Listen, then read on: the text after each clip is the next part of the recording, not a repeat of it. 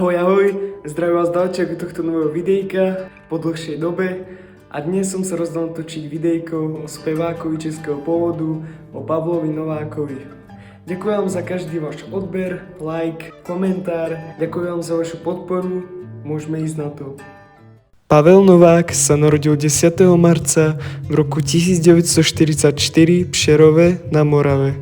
Po maturite na gymnáziu v Přerove študoval na Prírodovedeckej fakulte Univerzity Palackého v Olomouci, a to predmety biológiu a telesnú výchovu. Školu absolvoval v roku 1967. Avšak spievať začal už skôr, v roku 1961 so súborom tradičného jazzu Dixieland. Přerov, s ktorým o rok neskôr nahral svoju prvú rozhlasovú nahrávku. V roku 1964 bol jedným zo spoluzakladateľov skupiny Synkopa, s ktorou nahral v roku 1966 veľmi úspešnú pieseň Vyznání.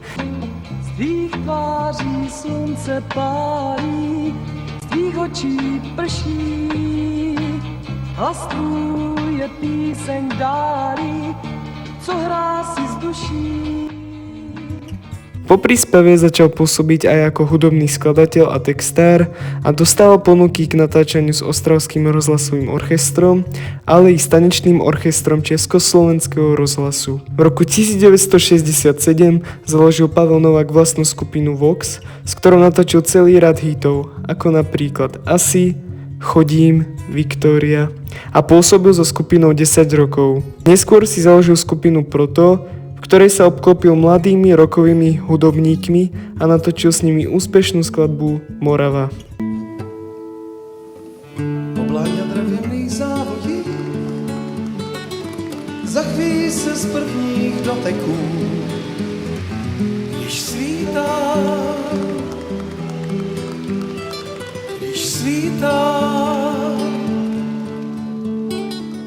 z košílky se milá odsrodí, svůd je krásná,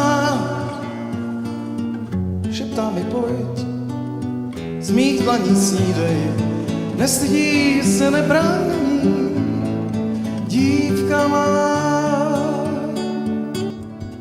Od začiatku 90. rokov vystupoval s vlastnou skupinou Family, kde veľkú časť svojich koncertov venoval pre detské publikum. Za viac ako 40 rokov pôsobenia na domácej hudobnej scéne vystupoval a natáčal so všetkými domácimi orchestrami, koncertoval v Nemecku, Francúzsku, USA a stal sa jednou z najvýraznejších postav českej pop music. A nemá cenu se šetřit. Proč? Na co? Teď jsme tady jednou a člověk to musí ten život prožít naplno a musí ho jet.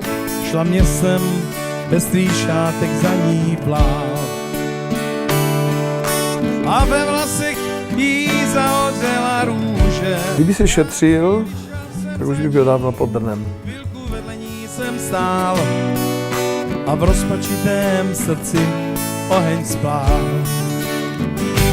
Nádherná, nádherná, nádherná,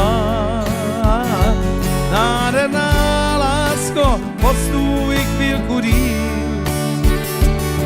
Ty jsi bílá tečka nejněžnějších vět, ty jsi květ, co jsem sled, ty jsi můj šestý svět a díl.